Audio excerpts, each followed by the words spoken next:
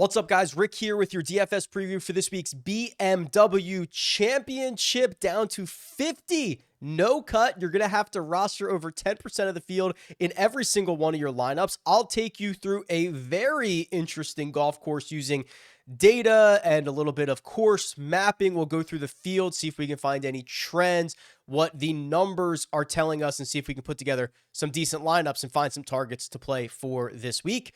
Without further ado, let's get into it. We are headed back to Olympia Fields. And if you go to the course key stats model on RickRunGood.com, which you should, well, maybe not the course key stats model, but you should go to RickRunGood.com, giant database for golf betting and fantasy. You will notice there's a message waiting for you because Olympia Fields has only been used one time. 2020 was the only time that we've gone here. So I can't run a regression model using 1 year of data. It would just be a complete 100% parallel to the results. So that is pretty worthless. So not going to be able to run a regression model. Just don't have the sample. That's fine. But I can show you a couple of other things and we could talk through this golf course. Number one, this was the fourth most difficult golf course on the schedule in 2020. It played very much like a major championship. It's a big boy golf course. If you look at the scorecard, it's a par 70, 7,300 yards. Both par fives are over 600 yards. They're not gimmies by any stretch of the imagination. There is a 250-yard par three. That's the eighth. There is a 215-yard par three. That is the 16th. And the rest of this course is going to be quite demanding off the tee. This is my Google Earth instance for Olympia Fields. And I've started to show this recently and ask about the mapping.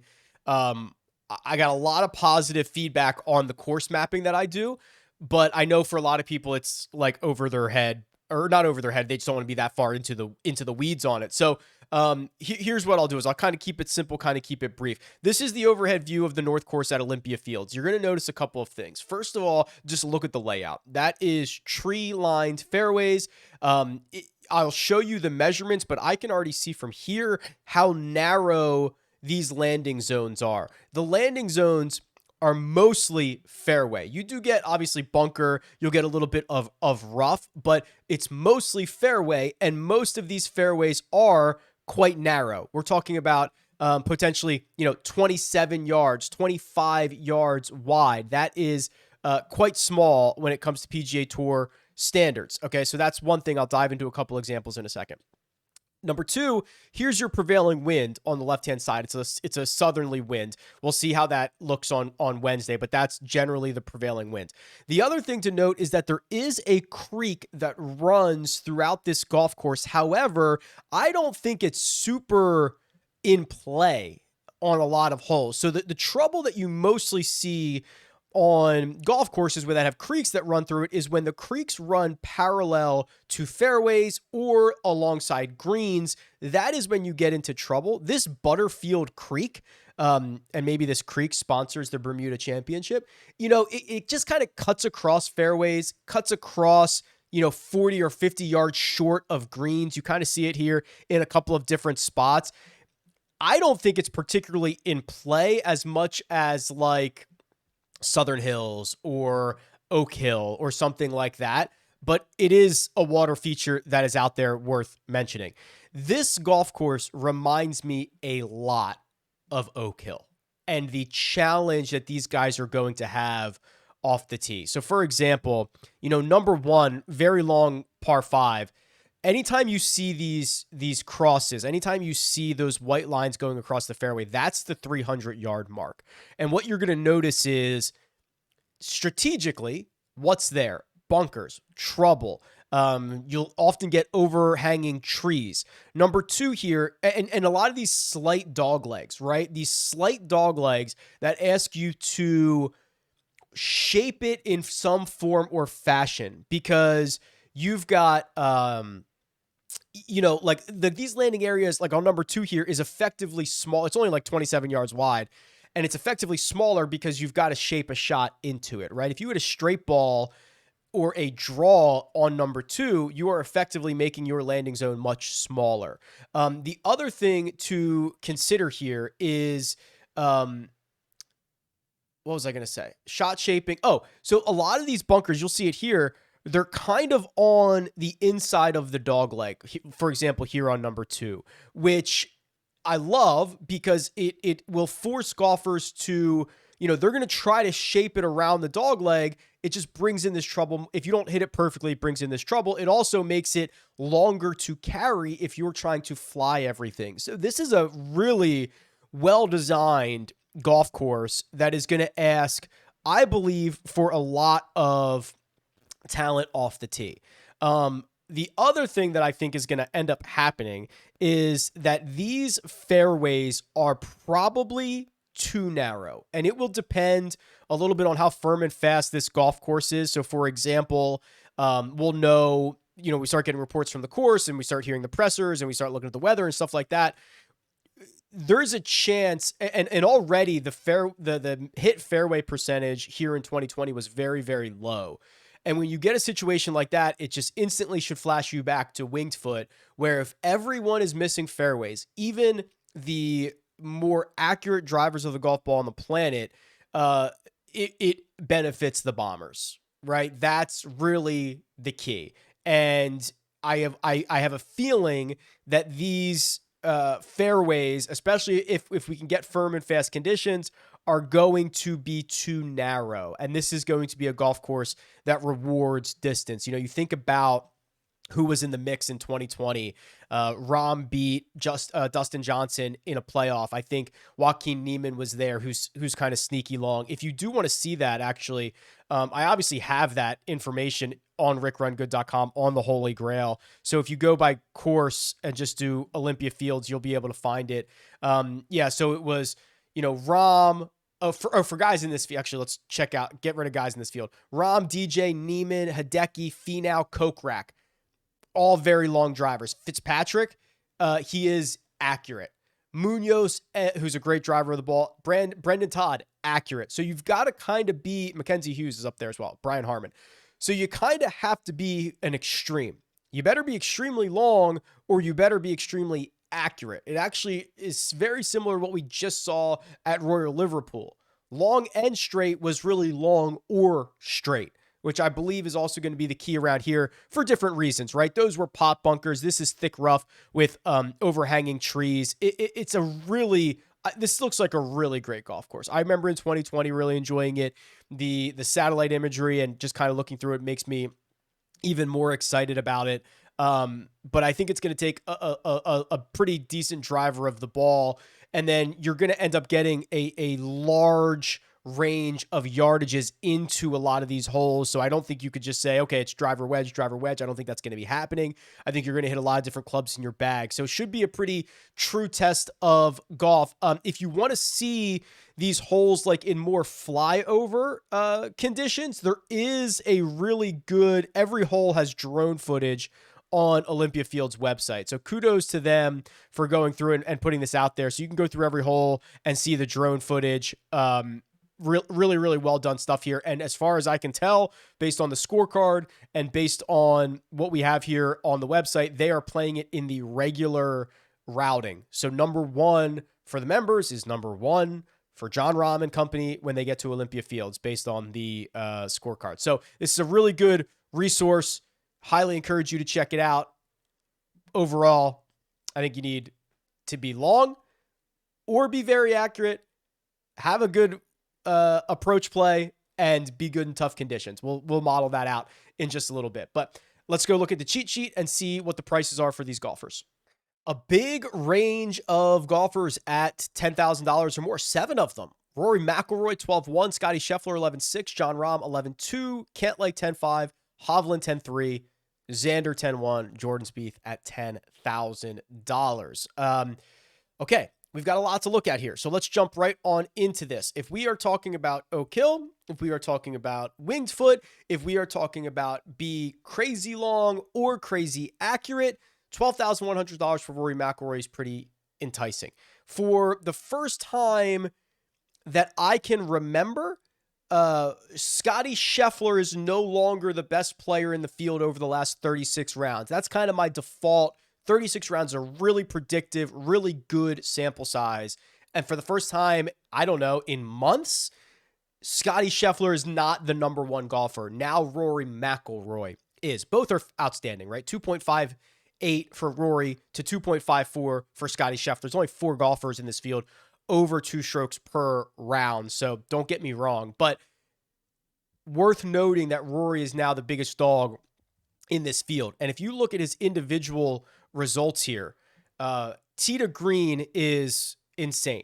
The ball striking is nuts. He's gained, let's see, last 7 events off the tee, 4.450, 8.64. That's nuts. Last 5 weeks on approach, he's gained, 10, 25 strokes on approach in his last 5 starts. Around the green, he's generally a positive, and the putter, even though he has been tinkering, has gained him strokes in 8 straight events. So I think this is, as you can imagine, pretty darn good setup for him. Finished T12 here in 2020. His BMW Championship history is pristine. You're not going to find much better. I think Rory McIlroy is objectively the best player in the field. I don't think it is, or for this week, I don't think it is a huge gap, obviously, but that's pretty special stuff that we're seeing from Rory right now. Scotty Scheffler is still very much in the conversation, but you are starting to see how the math problem adjusts here. So for about a year, Scotty Scheffler has been able to out-hit a pretty poor putter by being historically great from tee to green. And one of the questions that we always kept asking was, how long can he be historically great tee to green? And when he is no longer historically great from tee to green, what happens? Well, we might, just might, don't get me wrong, it's awesome, might be starting to see the initial signs of that. So he gains 10.5 strokes from tee to green at Royal Liverpool and finishes 23rd because the putter in the short game was horrible. TPC Southwind, the putter was still bad, loses 3 strokes putting there using the new Spider, the prototype, but he only gains 3.5 from tee to green. And that's when you start to run into a problem. If he's not going to be historically great from tee to green, the math stops adding up. Okay. The other thing that I do want to point out, because I do think it's worth showing, is a lot of those losses with the putter were just 1 round. He actually gained 0.3 on Thursday, 1.5 on Friday. He lost 4.4 on Saturday, the 3rd worst putting round of his career. And then he was basically a 0 on Sunday. So the counter argument would be that the putter was not nearly as bad as these stats indicate. The new putter I'm referring to, but the truth of the matter is his tee to green play was not as sharp either. So I'll be very interested to see what the industry does with Scotty Scheffler this week. And we'll know a lot more with the projected ownership when we get to the live chat on Wednesday, 3 p.m. Eastern time, RickRunGood YouTube channel. Jon Rahm. So Jon Rahm got into a lot of trouble last week off the tee finding the water, which, on... gosh, was it Thursday? I think Thursday was like the worst driving performance of his career. It might have been Friday, but it was just really, really bad stuff. That is unlikely to happen again. And it's also unlikely to happen at this golf course, right? I mean, it would be very difficult for someone to lose 4 strokes off the tee this week, because I don't see a lot of penalty strokes coming from off the tee. Now you could get into trouble. You could play out of the rough, all that fun stuff. But I think this is probably a pretty decent buy low spot on Jon Rahm. It didn't work out for him last week. Couple bad swings. He still finished 37th. And I'm not too worried about it. He won here the last time we played. I think it's a decent spot for him.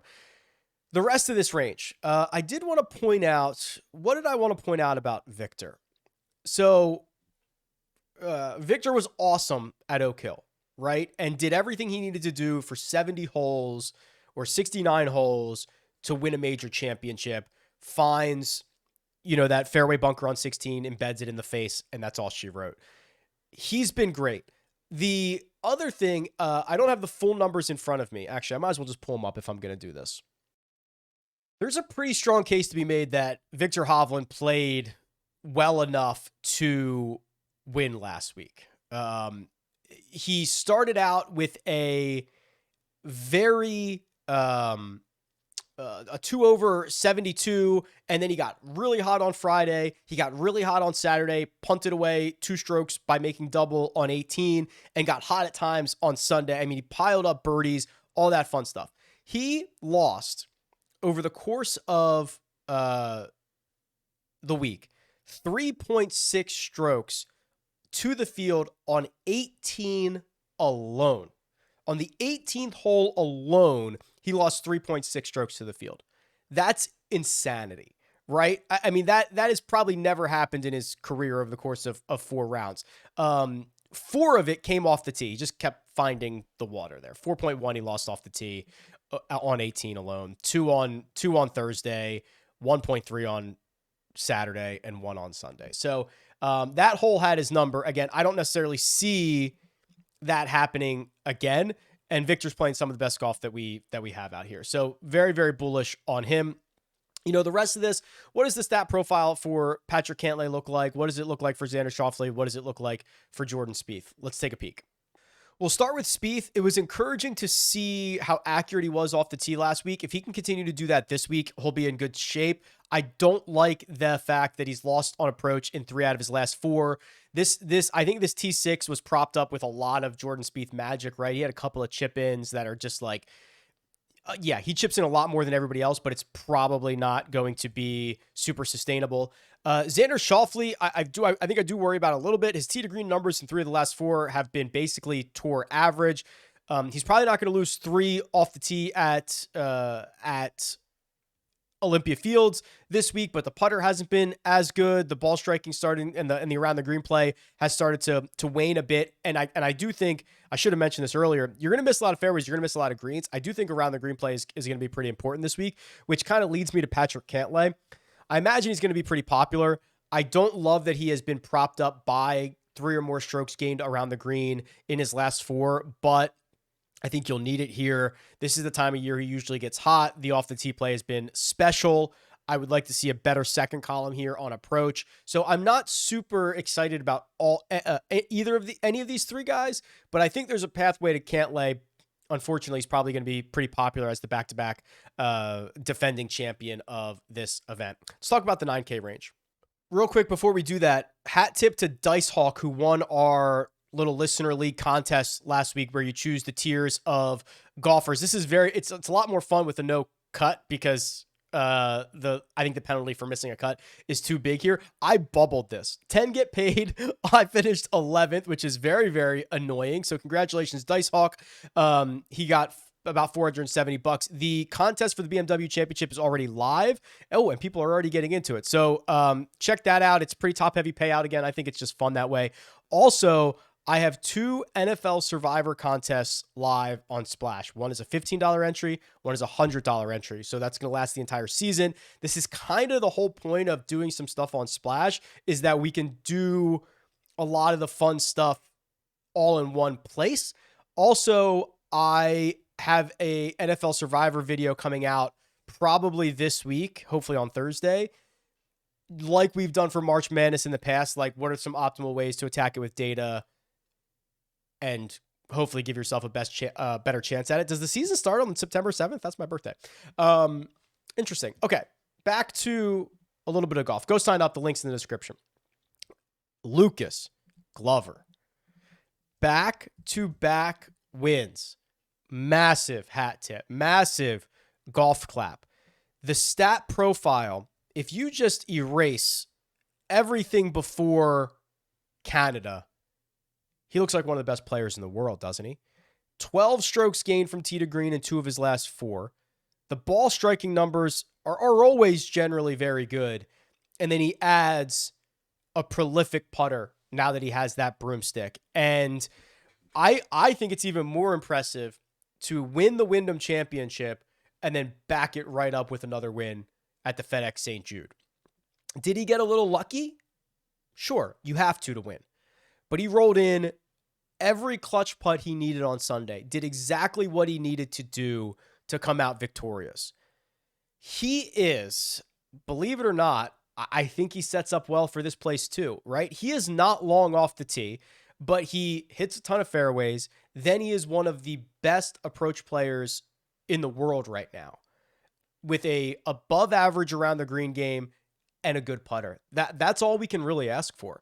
You know, this is, I honestly think he's playing with a little bit of house money. He was 112th in the FedEx Cup standings before the Wyndham Championship, and now he's third or fourth. I think he's fourth.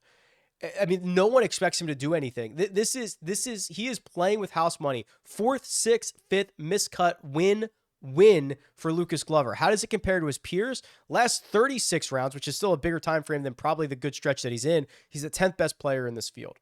You know, he's been better than Russell Henley. He's been better than Wyndham Clark and Emiliano Grillo and Colin Morikawa and all these other guys. He's gaining 1.5 strokes to the field in that time frame, and he's doing it.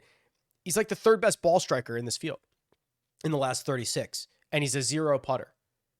Really, really special stuff. And honestly, as far as golf courses go, this is probably one of the better spots for him, which is absolutely nuts to think about.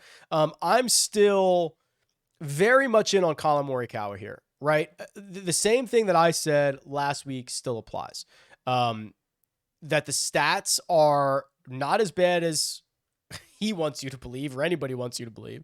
A T13, he is going to try, he will have to do this via the accuracy method, right? So can he play out of the fairway significantly more often than everybody else? Well, he does on average.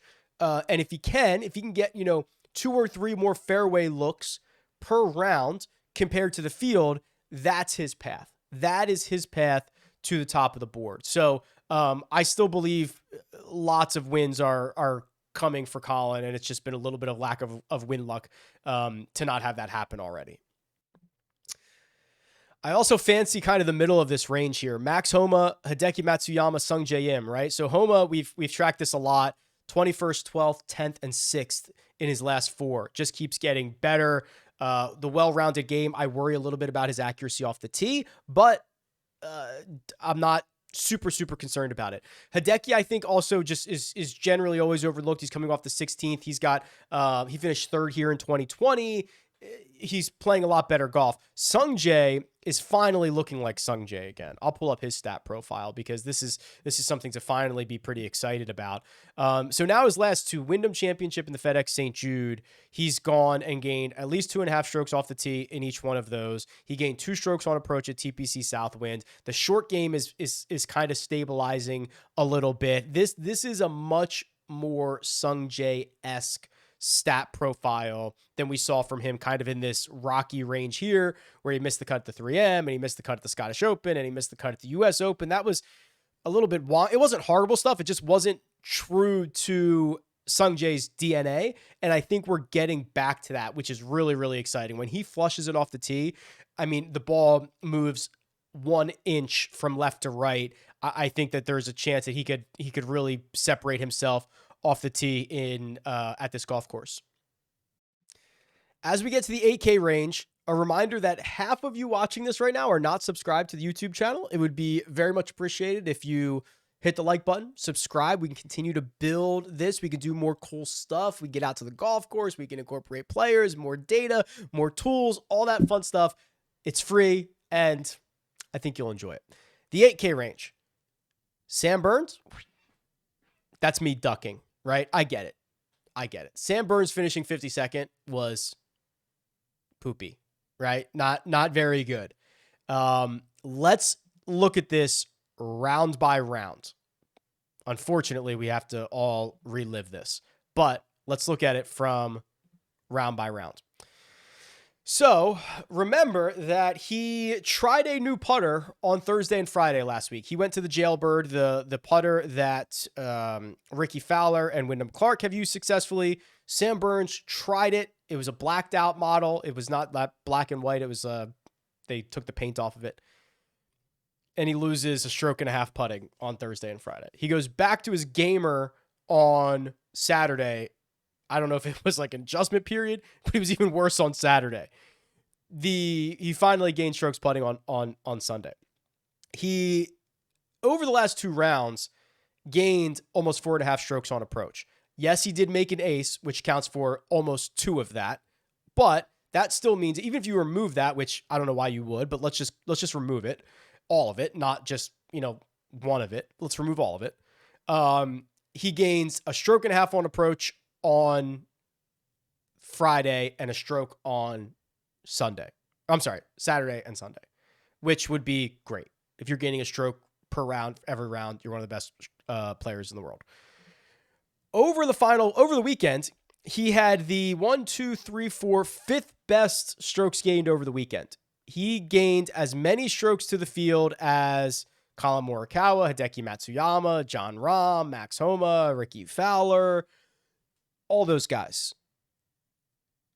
I know it might be an illness at this point. I might be sick in the head, but it's not the worst thing in the world. He had one really bad round, and he had two bad rounds.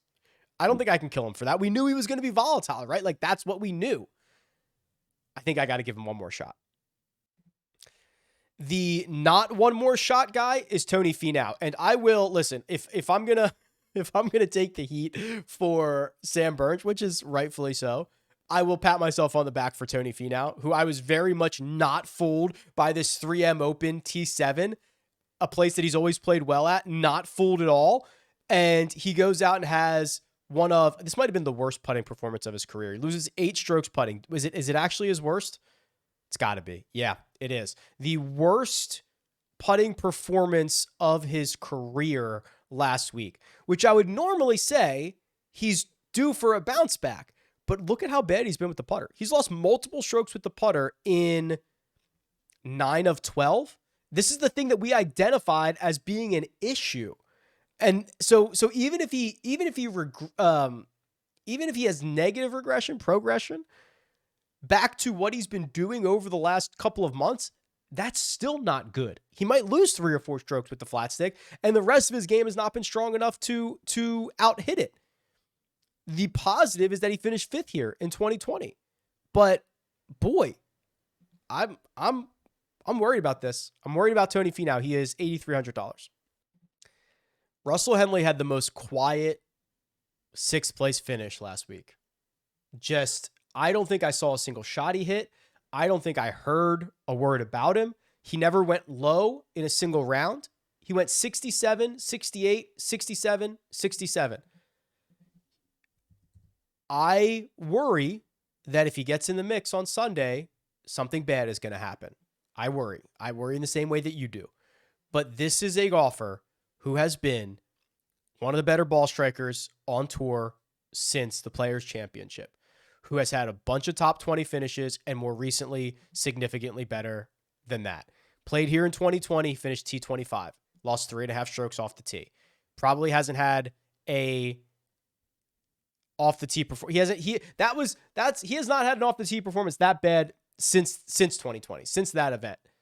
I want to pull up the power rankings here because last 36 rounds, ball striking alone, let's see. Russell Henley is, between Hideki Matsuyama, Sepp Straka, and Corey Connors.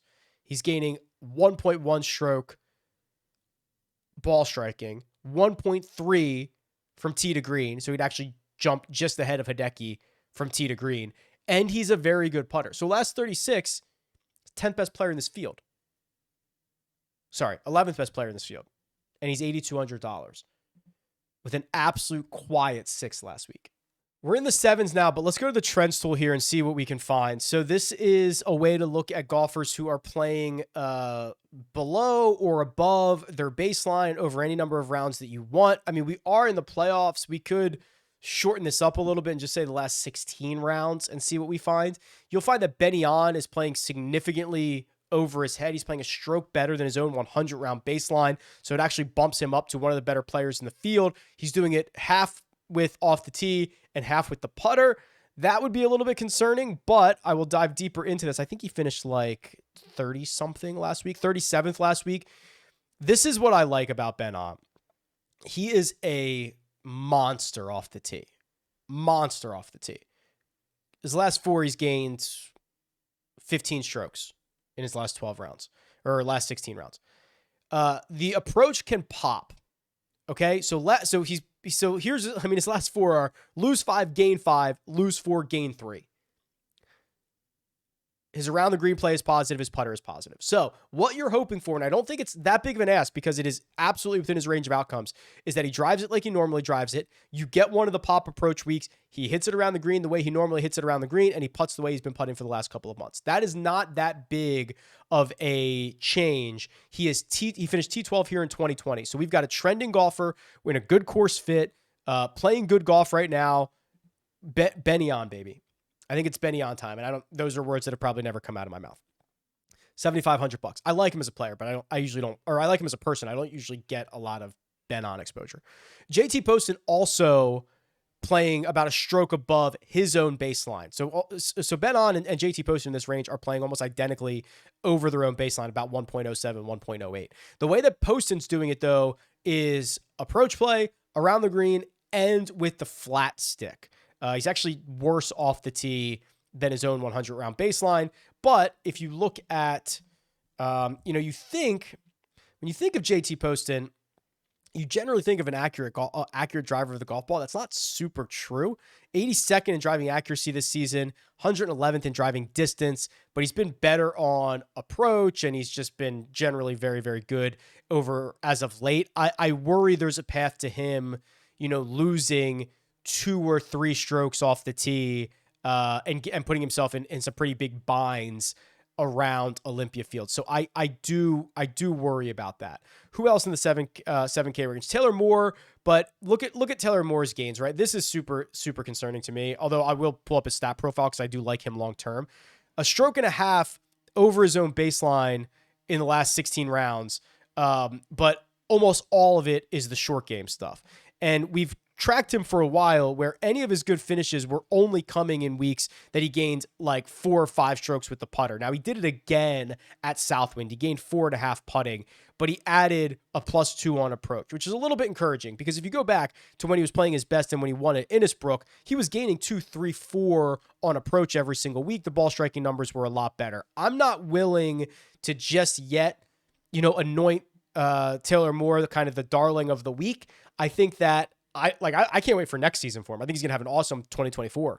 But this to me still looks pretty concerning. I think it's a pretty narrow path to the top for him. Now, if you flip this by salary, you could actually see everybody in the 7K range or in any range and how they pair up. Now, most guys are playing over their baseline, which makes sense. They've gotten to this point mostly because of good play recently. So it shouldn't be a surprise. In fact, there's actually not a single golfer in the 7K range who is playing below his own baseline. That you're not going to see that in other ranges. Fitzpatrick's below his own, Finau's below his own,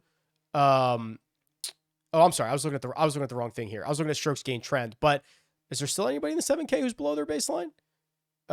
There's 2, Justin Rose and Siwoo Kim. Apologies. I was looking at the wrong one. Oh, and Sahith. Okay. So there's actually 3. I'm an idiot, but those are the guys that kind of worry me a bit, right? Sahith, talked about him a lot. I think it's just like he's been worn down. He's played a lot of golf. He had a great run. He made all those cuts in a row. And then this is such a continually worrisome stat profile to lose multiple strokes off the tee. Then you start to figure that out and you lose multiple strokes on approach. And he finished T13 last week, which is great, but it was one of his better putting weeks, one of his better around the green weeks, one of his better short game weeks of his career. How many more of those does he have in him? Especially if you start spraying it around this place, I think you're in trouble. Siwoo, I saw, went back to the short putter. I don't know what he's planning on this week, but that broomstick, it looks like he's lost a little bit of the touch, and he went back to the shorty, lost 2.8 strokes putting. He finished T16. If he can find a putter, he'll be fine, but man, that's kind of a concern there. Anybody else I need to talk about? I still think Relo's interesting. I think he continues to be interesting as long as he putts well. The 6K range, and actually there is a 5K range this week, which is pretty interesting. There's 5 golfers in the 5K range, 5,500 to 5,900. So the 6K range, well, we got to find guys with some type of skill set. What are they going to do well? I think there's 2 that kind of stand out to me. Let me start with somebody, and again, I hate to show this because Denny's had such a good year, but the stat profile is horrid. So, I don't know what happened, but at Royal Liverpool, he loses 11 strokes ball striking. Remember, I was willing to write that off. He loses 6 ball striking at Sedgefield. Very, very concerning. He loses another 2.7 at TPC Southwind, but even worse, he has the by far the worst putting performance of his career. He loses 5.5 strokes putting. It's the first time in his career he has lost strokes in each of 4 rounds over the course of a single event. Now this is starting to shape up like a very, very scary stat profile on a golf course that's going to be really demanding off the tee. So unfortunately, the Denny momentum has halted for now. This would be, again, if we're talking about 2 different paths, the path for Brendan Todd is accuracy over distance. He finished 8th here in 2020. He's been playing good golf. Don't mind that one single bit. Eric Cole is someone that I find to be interesting, just mostly intriguing, right? Because there have been courses recently like TPC Twin Cities or even Sedgefield to a degree where I was worried about his short and crookedness, right? And if you are not good off the tee, you're going to be in a lot of trouble. I still feel that way this week, but he kind of proved me wrong in the past. So I will probably not have a ton of Eric Cole, but I would not blame you if you wanted to go that route because he is such a good approach player. He is such a good putter. His around the green play is generally pretty positive, and he's proved me wrong in the past. So maybe there is not a specific type of good or bad golf course for him. I think we do need to track Adam Svensson. If he is turning into the golfer that we saw when he first came on the scene, which the stat profile kind of appears to be. He's now gained off the tee in 4 straight. He's now gained on approach in 4 straight. That's something that he hasn't done, the approach thing, since February. And the fall is kind of what this stat profile resembles. He's had an 11-stroke difference in putting from Sedgefield to TPC Southwind. He gained 5.5. He lost 5.5. Now, he still finished T37 while losing 5.6 strokes putting last week at TPC Southwind. So I am pretty bullish on Adam Svensson. The tee to green numbers, 20 strokes gained tee to green over his last 16 rounds. Very, very cheap. You can work him into a lot of different lineups here. I think that's a pretty good place to be. Patrick Rogers sneaks in at the bottom here at 5,500. I don't know if I'm super interested in the 5K guys. Nick Taylor, I think, is interesting a little bit, but let's see what the model can find. So custom model, RickRunGood.com. You apply any number of weights that you want to basically any category that you want, and it will spit you out not only rankings, but you can then generate lineups. You can export them directly into DraftKings, yada, yada, yada. Okay. So we could do, so again, I remember from a couple weeks ago, it was, hey, I'm going to run some models with distance and I'm going to run some models with accuracy and kind of merge them together. Let's do a distance one. So let's say you need to be 20 in distance, 10 on accuracy. So that's 30 off the tee. I think off the tee is going to be pretty important. Strokes gained approach. And I'm going to do strokes gained approach for let's do last 12. We rarely do last 12, right? But this is the playoffs. Everyone's been playing kind of some of the same tournaments. Let's just try it. 20 on approach, 25 on approach. Around the green, I think you need. Let's go longer term around the green. 18. And then putting in the last 24. So we've got a good little mix here. 15. We have 12 left. I only want to put like 5 on course history because it was in 2020 and there's only 1 year of it. So I don't want to put too much on it. And then over the last 7, I just want to do hard golf courses. I just think it's going to be the real deal. My number 1 golfer, yeah, Rory McIlroy. How about Tommy Ladd, number 2? Tell you what, I probably should have spent some oxygen on Tommy Fleetwood. He's been great. Do I think he can win? I don't know. Do I need him to win? I don't know. But Tommy's been great. He's second in my rank. Scotty Scheffler, Terrell Hatton, John Rahm, Patrick Cantlay, Victor Hovland, Hideki Matsuyama, Tony Finau, Xander Schauffele. Not a huge surprise. Brendan Todd, despite his being 50th out of 50th in driving distance in this field, first in accuracy, so he gets a bump there, and he grades out pretty well otherwise. Keegan at 12, Lucas Glover, the man, the myth, the legend, is 13th. Harris English, JT Poston, Russell Henley. Who's last? Hoagie. Sure. How about Sam Burns, 44th? Love that. Love that for me. It's great. Great stuff. Okay, cool. I'll save this. 2023, BMW Monday. I'll tinker, obviously, as the week goes on. All right. Splash contest is now live. Go sign up. Go sign up for the Survivor stuff. I know you guys love the NFL. Go sign up for RickRunGood.com. Subscribe to the channel. Do all the stuff that like people ask you to normally do. Appreciate all the feedback. Let's have a great week. Good luck.